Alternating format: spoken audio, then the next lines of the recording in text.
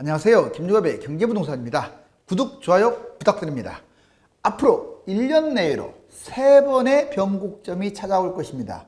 우선 올해 8월에서 10월 그 사이에 정부 정책과 금리 인상이 첫 번째이고 2022년 3월 대선이 두 번째입니다. 2022년 6월 지자체 선거가 세 번째입니다. 집값 폭등 상황에서 누가 안정시켜 줄 것인지에 따라 표심이 바뀔 것입니다. 남은 건 2021년, 2022년 거품이 얼마나 오르느냐인데 방송에서 지속적으로 안내해 드리겠습니다. 무주택자는 더 이상 잃을 것이 없습니다. 대세 하락으로 전환이 되면 사상 최대의 대폭락이 이어질 수 있기 때문입니다. 유료상담은 010-3999-8808 전화 주십시오. 8월 부동산 대세 하락 전환, 사상 최대 대폭락에 대비해라. 자, 매도 이게 뭔 줄 아세요? 차전놀이입니다. 지금 팽팽한 줄다리기. 사실상 사려는 사람도 없고 팔려는 사람도 없어요. 문제는 이 상황에서도 집값은 계속 역사상 최고치로 뛴다는 겁니다.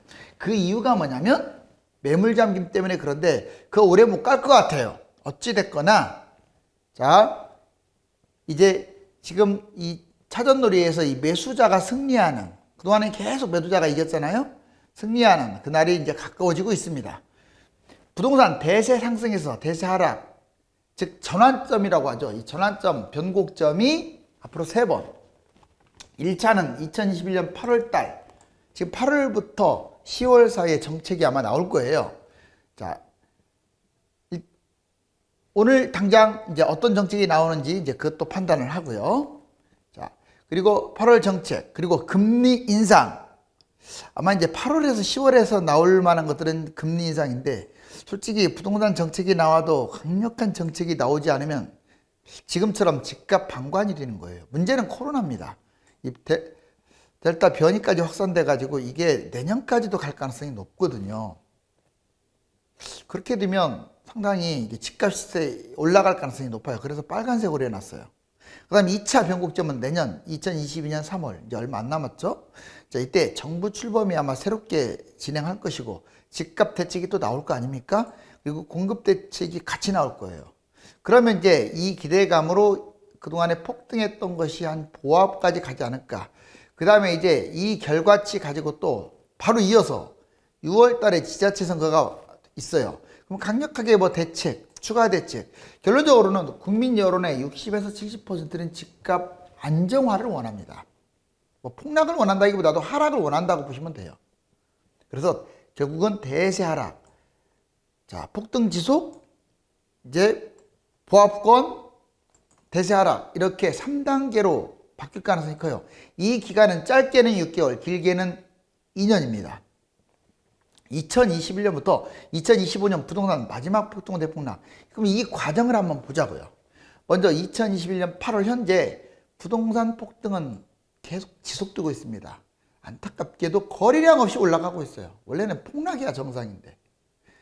참 이 매물 잠김이 크네요. 그 다음에 2022년 12월 부동산 대세 하락이 이제 시작되는 거죠. 이것도 이제 예측이에요. 지금 폭등한다 이런 것들은. 그렇지만 보세요. 내년 이제 실효성을 따지는 거죠. 새 정부가 출범하고 3월달 당선되고 5월달부터 시작하면서 이제 지자체까지 나오고, 그러면 점진적으로 아마 집값 연착륙을 시도할 텐데, 그러면 집값 하락할 가능성이 아주 높아요. 그런데 이제 단순하게 조금만 떨어뜨린다고 해서 되는 게 아니에요. 심리가 꺾이면 너무 거품이 심해서 2023년 12월 달 앞으로 이제 한 2년 정도 지나면 부동산이 하락이 아예 확산될 거예요. 2024년 12월, 2025년 12월, 대충 한 2025년이나 6년 정도 해가지고 부동산 대폭락으로 이어질 것으로 보여집니다. 바로 이렇게 집값이 계속 추락하는 단계를 이어간 거예요. 이게 바로 거품 소멸이죠. 2013년 대폭락 한번 짚고 넘어가 보자고요. 과연 얼마나 뛸 것인가. 만약에 이제 데이터상으로 AI 빅데이터상으로 본다면 2000 7, 8, 9년에 집값이 대폭등했던 그게 2013년에 폭락했잖아요. 그때보다도 더 지금 더 뛰었거든요. 더 많이 떨어질 거예요. 퍼센트, 비율도 많이 떨어지겠지만 금액도 많이 떨어집니다. 자, 일단 옛날 것부터 보자고요. 강남 중심으로. 자, 개포 주공 7단지 34평, 2007년 15억짜리가 2014년 최저가 7억, 무려 55% 폭락이었습니다. 자, 도곡동, 도곡레슬 33평, 2007년에 최고가 16억, 2013년 최저가 8억, 50%. 잠실동 아시아선수촌 37평, 2007년 최고가 17억, 2013년 최저가 8.5억, 50% 폭락. 그 다음에 목동 신시가지 2단지 54평. 자, 2007년 최고가 21억을 찍었는데 2013년 최저가 10억까지 55% 폭락. 이제 50이나 55%는 기본 코스인 거예요. 이것도 막 매매가 안 됐어요. 안 팔린 거예요. 자, 그러면 이제 얼마까지 떨어질 것이냐. 지금 이렇게 보시면 돼요. 얘보다 거의 2배 가까이 올랐다고 보시면 돼요. 어떤 데는 2배 올랐고 어떤 거는 한 3분의 2 정도 올랐고. 지금 현재 시세가요. 그러면 얼마큼 떨어지냐? 최소 이만큼은 떨어집니다. 지금 현재 이거보다 훨씬 비싸잖아요. 얘들. 그리고 이거보다 이제 50% 떨어진다고 치면 이거보다 더 떨어질 가능성이 커요. 30억짜리는 15억으로, 25억짜리는 12억으로, 20억짜리는 10억으로, 뭐 이런 식으로. 과거 부동산 상투에 나타나는 징조, 이것도 유력해요. 이 상투장의 징조는요, 좀 기간 차이가 있을 뿐이지, 이 상투장에 특히 못난이가 올라간다는 게 상투장의 끝물이라는 뜻이에요. 여기서 끝물이라는 걸 잘 판단해야 돼요. 원래는 끝물이면 이제 하락을 해야 정상인데 지금은 집값에 대한 강력한 대책이 나오지를 않다 보니까 또 매물도 지금 여러분들 매물도 지금 부족하지만 공급, 입주 물량 기준으로 공급도 지금 1, 2년은 좀 부족하거든요. 분양은 많은데 그래서 또 그런 걸 따져봤을 때 이 상투장이 좀 더 이어질 가능성은 큽니다. 근데 확실한 건 못난이가 올라가고 있어요. 그동안에 움직이지도 않았던. 그래서 이 상투장에 이런 걸 잘못 잡게 되면 이제 물리는 거예요. 10몇 년 동안. 보세요. 자, 서울 외곽부터 주로 서울은 서울 외곽이 뛰고 있고요. 중소형 저가, 노도강이라든가 이런 것들, 좀 싼 것들, 외곽, 나홀로 단지, 비아파트 이런 것들이 막 뛰고 있어요. 자, 이번에 수도권도 볼까요? 수도권도 주로 외곽이 많이 뛰고 있지 않습니까? 파주라든가 평택이라든가 요즘은 뭐 안성까지도 이렇게 또 중소형 저가가 지금 한동안 10평대, 20평대가 그렇게 못 가더니 막 날아가고 있어요. 지금 또 파주, 평택. 자, 광역시 외곽 저평가 역시 광역시도 중심부는 이미 올랐고 외곽이 막 뛰고 있어요. 특히 구축, 나홀로 이런 것들도 뛰고 있어요. 중저가가 뛰고 있고요. 이번엔 비규제 지역 주로 이제 도 단위의 시군이 되겠죠. 중소도시. 자, 분양권 지금 조정지역 아닌 곳 분양권 원래는 금지죠. 근데 이런 것들이 지금 활성화되고 있다고 그래요. 자, 중저가 집값 비교적 싸잖아요. 이런 것들을 서울 사람들이 와서 사가고 있고, 그 다음에 아파트가 아닌 나홀로 아파트, 빌라, 오피스텔 있다는 것들이 올라가는 것은 꼭지장이다. 꼭 기억하세요. 지금 이 꼭지장이 1년 더 갈지 6개월 더 갈지 2년 더 갈지는 아까 이제 정책에 따라 달라진다고 했습니다. 그런데 분명한 것은 위험한 건 맞아요. 자, 이제 거품이 많은 곳 대폭락 5가지. 자, 이건 꼭 별표를 치고 꼭 기억을 하세요. 지금도 여러분들이 착각을 하고 있어요. 여기는 GTX 들어오니까 하락장에 들 빠지지 않을까요? 여기는 강남 재건축이고 메인 지역이니까 또 과거에 어떤 경험 사례가 있으니까 들떨어지지 않을까요? 천만의 만만의 말씀입니다. 자, 호재가 많기 때문에 많이 뛴 거예요. 맞죠? 그렇게 거품이 많이 뛴 곳들은 많이 떨어져요. 솔직히 말하면 아까 제가 사지 말라고 한 것들은 안 팔려서 사지 말라고 하는 거지, 기회비용을 날리니까 사지 말라고 하는 거지, 걔들이 폭락을 해서 사지 말라는 게 아니에요. 솔직히 오피스텔, 빌라 이런 것들이 얼마나 뛰겠어요? 덜 떨어진단 말이에요. 잘 안 팔려서 그렇지. 기회비용을 놓쳐서 그렇지. 그런데 아파트는 달라요. 많이 뛴 것들은 폭락합니다. 그냥 난리가 나는 거예요. 보세요. 거품 많은 곳 대폭락. 먼저 지역으로 따지면 서울. 왜? 서울이 제일 많이 뛰었으니까. 강남 특히 전국 지역별로 이를테면 뭐 수도권이든 신도시가 됐던 또는 그 지방의 광역시 그 중심부 있죠. 랜드마크 비싼 것들. 얘들은 망합니다. 한마디로. 얘들이 안 떨어진다고요? 비싸니까 많이 떨어진다. 이건 진리예요, 진리. 두 번째, 가격입니다. 이것도 같은 말이에요. 가격이 비쌀수록 폭락합니다. 50억짜리는 더 많이 떨어져요. 20억짜리보다. 알았어요? 금액도 많이 떨어지겠지만 당연히 비율도 많이 떨어져요. 20억짜리는 8억짜리보다 더 떨어집니다. 자, 그리고 10억 이상은 좀 더 위험해요, 전체적으로. 왜? 비싸니까. 물론 지역에 따라 다르죠. 서울 10억짜리는 지방의 10억짜리보다는 덜 떨어진다고 보시면 돼요. 자, 그 다음에 호재. 여기는 뭐 전철이 곧 몇 년에 들어오니까 꼭 상담하면 그런 얘기를 해요. 여기는 뭐 재개발되고 재건축되니까. 자, 그리고 여기는 GTX가 들어오니까 뭐 신도시가 들어서니까 더 올라가지지 않을까요? 자, 안 떨어지는 것 좀 추천해 주세요. 세상에 하락장이 안 떨어지는 게 어디 있습니까? 많이 올라간 건 많이 떨어지고 덜 올라간 건 덜 떨어질 뿐이지 안 떨어지는 것은 단 하나도 없어요. 자, 그리고 지금 이런 호재들을 이제서 나만이 발견한 대단한 정보인 건 그냥 착각하면 안 돼요. 이미 얘들은 이것 때문에 집값이 비싸요. 물론 이제 이런 것들, 자, 이제 이런 것들로 많이 폭락을 할 거 아니에요. 근데 얘들이 계속 나쁘다는 건 아니에요. 이걸로 인해서 이제 좀 올랐다가 폭락을 한 다음에 그 또 호재들이 있으니까 이렇게 비싼 걸 거 아니에요. 입지가 좋든 뭐 호재가 있든 걔들은 결국은 또 회복하는 그런 아주 반전이 일어나요. 그렇지만 하락이 먼저잖아요.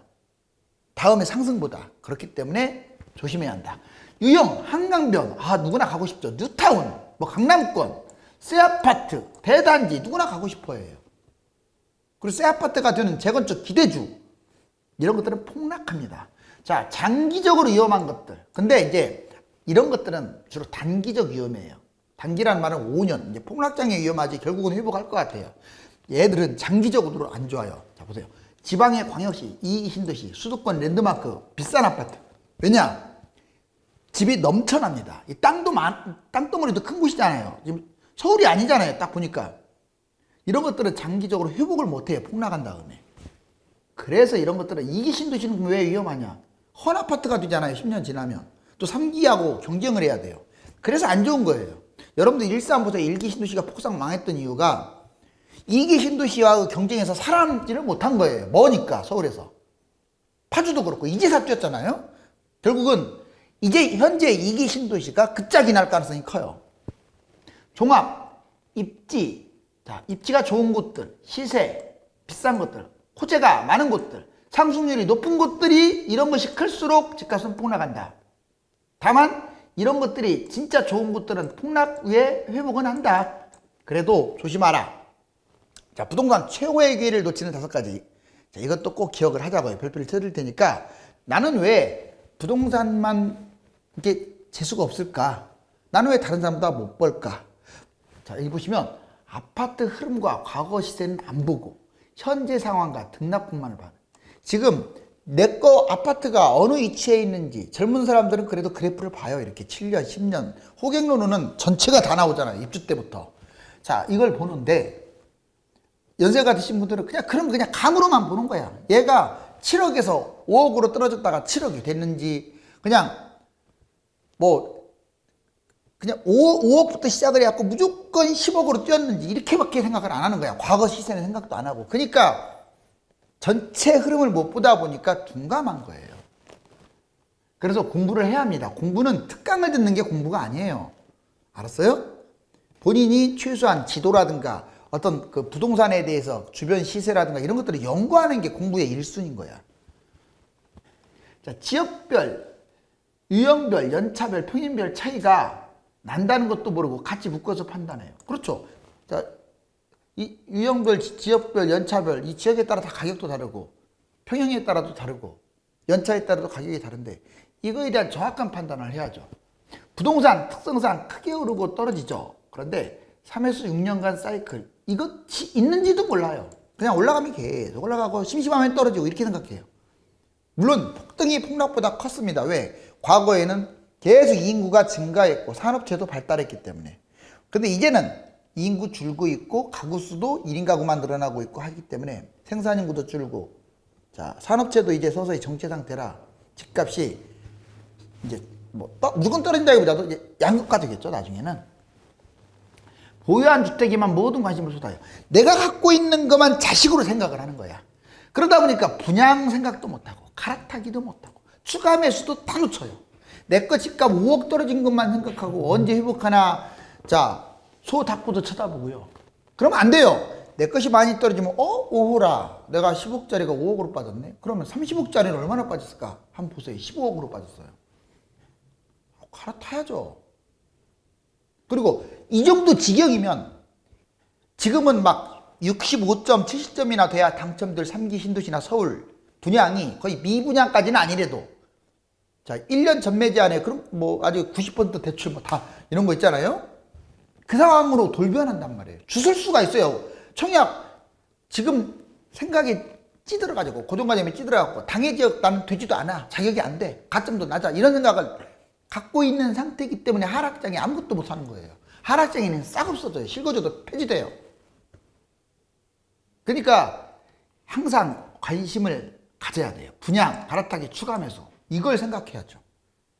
그 다음에 상승장에는 가격이 많이 올라서 매입하지 못합니다. 막 두려워서 매입 못하는 거예요. 그런데 이런 사람들이 있어. 더 웃긴 게 있어요. 하락장일 때는 더 매입을 못해요. 더 떨어질까봐. 뭐 떨어질 것도 없는데 주식도 똑같잖아요. 원래 선수까지는 아니래도 좀 상위 30% 이 사람들은 뭔가 좀 감각이 있는 분들은 지릅니다. 언제? 바닥이 아니래도 하락장이에요. 그런데 웬만한 70%는 그냥 속이 작아요. 하락장이 제일 안전한데 제일 위험하다고 착각하는 거야. 그래갖고 관심을 안 둬요. 일단은 무조건.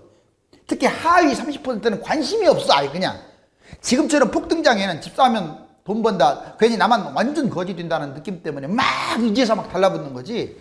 이거는 부동산만 그런 게 아니라 주식도 그렇고 사업도 그렇고 다 그래요. 관심 없던 사람이 달라붙을 때가 끝자락이에요. 아무튼 꼭 기회를 놓치지 마세요. 자, 이제 최근 집값 흐름 지역별로 보면 서울은 계속 올라가고 있어요. 최근 겁니다. 상승폭도 확대. 경기 인천 폭등입니다. 그냥 상승이 아니에요. 서울을 압도하고 있어요. 상승폭 확대. 지금 1년째 서울을 압도하고 있어요. 왜? 과거에 못 갔기 때문에. 제가 예전에 경기 인천 계속 뛴다라고 얘기했는데 이거 앞으로도 계속 진행될 것 같아요. 광역시 지방, 이건 좀 차별적으로 많이 뛰느냐 적게 뛰느냐 있는데 전반적으로 상승입니다. 상승폭도 확대돼요. 특히 지금은 광역시보다 오히려 그동안에 못 갔던 중소도시들, 뭐 경상도나 전라도나 충청도나 중소도시들이 막 뛰고 있어요. 왜? 키 맞추기 하는 거니까. 시기별로 볼까요? 자, 2021년 7월에서 12월, 그러니까 지금 현재 하반기 때는 전국 집값이 폭등으로 갈 가능성이 커요. 다만 금리 인상은 어떻게 되느냐, 정부 정책이 어떻게 되냐에 따라서 꺾일 수 있습니다. 자, 2022년에서 1월, 6월, 그러니까 내년에 지자체 선거랑 대선이 다 있는데 전국 집값이 그래도 올라갈 것 같아요. 그 다음에 세 번째, 2022년 7월부터 12월, 이제 새 대통령이 되고 뭐 지자체도 안착이 되면 7월부터 강드라이브를 걸 가능성이 커요. 이때부터 아마 1년 지나거나 1년 반이 지나야 집값이 본격적으로 하락하지 않을까. 다만 이제 이거는 확률적 예측이고, 이거를 뒤집을 수 있는 게 뭐다? 네 글자. 정부 정책입니다. 지금은 정부 정책이 형편없기 때문에 올라간다고 얘기하는 거예요. 자, 그 다음에 유형별 흐름. 자, 여기 정부 정책이라고 나왔잖아요. 이게 80% 이상을 차지해요. 워낙 중요합니다. 지금 집값 뛴다라고 전망하는 것도요, 돈이 넘쳐나고 뭐 코로나가 심해서, 물론 다 맞아요. 금리 인상을 안 하니까. 이것보다 정책이 없어요. 떨어뜨릴 마음이 없어요. 갭 투자나 다주택을 놔두고 있어요. 정말 틀린 거 아니잖아요. 그래서 뛴다고요. 대선 전국 강력 대책 가능성. 이제 대선 전국이라 가능성은 있어요. 지가 대통령 되려면은 뭔가 대책을 내놔야죠. 코로나가 확산되는 것도 집값 흐름이 달라질 수 있어요. 코로나가 지속되면은 물가는 덜 올라가겠지만 조심할 점이 오히려 이게 더 안 좋은 거야. 인플레이션보다. 이제는 인플레이션 됐다는 말은 코로나가 잠잠해졌다는 거고 돈을 안 푼다는 뜻이에요. 통화량이 떨어진다는 뜻이에요. 그러면 집값 잡힙니다. 거꾸로. 근데 코로나 계속 확산되면 이거 집값 안 잡혀요. 올라가요. 올라가. 꼭 기억하세요. 자, 금리 인상. 금리도 단계별로 한두 번 올려서는 안 돼. 뭐 5번, 6번 단계별로. 그러면 이거 집값 하락합니다. 왜? 영끌 이걸 못하기 때문에. 전 세계 부동산 거품, 우리나라만 심한 건 아니에요. 전 세계. 자, 주요국 부동산 폭등, 중국 선전 16%, 덴마크 10%, 뉴질랜드 23%, 캐나다 17%, 유로 10%, 미국은 2008년 집값 추월. 자, 약 17% 이상 올랐다고 하죠. 자, 코로나19로 통화량 증가. 왜 올라갔느냐? 코로나 때문에 집값이 더 뛴 거야. 경기 부양책하다 보니까. 역사상 초저금리로 대출 급증. 그렇죠. 재택근무 증가하고 3분기 5% 역대치고, 재택근무가 증가한다는 것은 집을 살 확률이 높다는 거예요. 주변국의 집값 상승 시너지. 이게 다른 나라도 막 뛰고 있으니까 우리나라가 또 따라가는 거야. 부동산 폭등의 결과물은 뭐냐? 여기 보세요. 전 세계 집값 우려할 수준으로 거품이 지금 올라가고 있는데, 주택 자금 조달 가계 은행이 부실이 지금 서서히 생기고 있어요. 결국은 집값 거품 경제 불안이나 금융위기까지 가능성이 높아져요. 서울 혼인 미루고 결혼 출산율이 낮아져서 미래가 더 불투명해집니다. 안 좋은 쪽으로. 자, 다주택 매물이 왜 적게 나와요? 양도세, 중과세를 너무 세게 때리는 거예요. 양도세, 중과세는 좀 완화시키고 보유세를 세게 때립시다. 자, 그리고 양도세, 중과세는 좀 폐지하고 보유세를 징벌적으로 아예 때려버려야 돼요. 이걸 놔놓더라도 보유세, 징벌적 누진세는 세게 때리는 거 맞아요. 이거 안 하면 집값 안 떨어져요. 매매 대신에 증여. 자, 매매 대신에 증여해버리잖아요. 증여세 세게 때려야죠. 다주택 증여세 이거 중과세 때려야 하고, 오히려 이걸 때려버려야 돼요. 증여세도. 다주택 증여세 누진세. 자, 상승 기대 버티기. 버티고 있는 거예요, 지금. 자, 어떤 전문가는, 모 전문가는 2주택보다 3주택이 많고, 3주택보다 4주택이 많고, 물론 투기 조장한다, 이거 갖고 뭐라고 하는 게 아니라, 자, 바로 이런 말들이 불로소득이 성공하지 못하도록 아예 철퇴를 가해야 돼요. 집값 지속적으로 상승 기대, 하락장 위기의식이 없습니다, 지금. 특히 젊은 전문가들이 과거 하락장을 경험해보지 못하다 보니까 못 먹어도 고 그러는 거예요. 용케 문재인 정부 집값도 안 잡는데 그거하고 맞물려서 지금 재미를 보는 거예요. 자, 지금이라도 잡는다면 이것 주목하세요. 투자성 안정성. 뭐 어디 지금이라도 잡는다면 실거주, 저평가, 그리고 무조건 2005년 후를 바닥장을 기다리라는 얘기가 아닙니다. 싼 것들을 왜 기다려요? 제가 그래프로 과거에 보면 경상도 전라도 쪽 보면은 이제 뭐 좀 여기 올라갔다가 2015년에 올랐다가 좀 내려왔다가 이제 겨우 회복해서 조금 더 뛴 건데, 이것 뛰었다고 해서 지금 폭등했다고 생각하는 거야. 이건 폭등이 아니에요. 이제 시작인 거예요. 앞으로 1년 뛰면 얘들 날아갑니다. 또. 그래서 1, 2, 3, 4억들 그래프 보시고 예전 뭐 시대하고 별로 한 5천밖에 안 뛰거나 1억밖에 안 뛰었으면 잡으세요. 대단지면. 그런 거 많습니다. 서울 9억 미만 전반적 강세, 서울 외곽 구축, 중소형 저평가 위주로 서울은 잡아도 9억 미만이 좋아요. 다 잡으란 얘기가 아니라 본인이 돈이 됐을 경우. 그 다음에 경기 인천 6억 미만 전반적 강세, 수도권 외곽 구축, 중소형 저평가. 그 다음에 광역시는 4, 5억 미만, 그 이상은 좀 부담돼요. 전반적 강세, 광역시 외곽 구축, 중소형 저평가 중심으로. 자, 지방 중소도시 1억에서 3억 미만. 자, 전반적 강세, 중소도시 구축, 중소형 저평가. 여기서 왜 자꾸 집값 이제 나중에 폭락한다면서 잡으라고 하느냐? 앞으로 1년에서 2년 뛰면요, 이 소형들 지금 뛰었던 것보다 더 뛰어버려요. 정말 틀린 거 아닙니다. 지금 2020년에서 21년 1년 동안 얼마나 뛴지 여러분들 경험하셨잖아. 그만큼 또 올라간다고 생각해 보세요. 얘보다 더 뛴다고요. 그래서 꼭 무조건 잡으라는 게 아니라 이제 본인이 집을 팔았거나 돈이 되거나 하는 사람들은 생각을 하라 이거예요. 그건 알려주려야지 폭락론자들처럼 무조건 못 잡게 한다. 그거 아니잖아요. 자, 이제 부동산이 이렇게 쭉 떨어져가지고 대폭락해서 세일하는 시대가 곧 돌아올 겁니다. 단기적으로 집값 거품이 지속될 요인이 더 많지만 부동산 전환점을 이끌 요인들도 잠복되어 있기 때문에 대부분은 기다리는 것이 좋습니다. 다만 거품 폭등이 상상 초월 기세이므로 실거주, 저평가, 중저가만 선택적 매수를 판단해야 합니다. 감사합니다.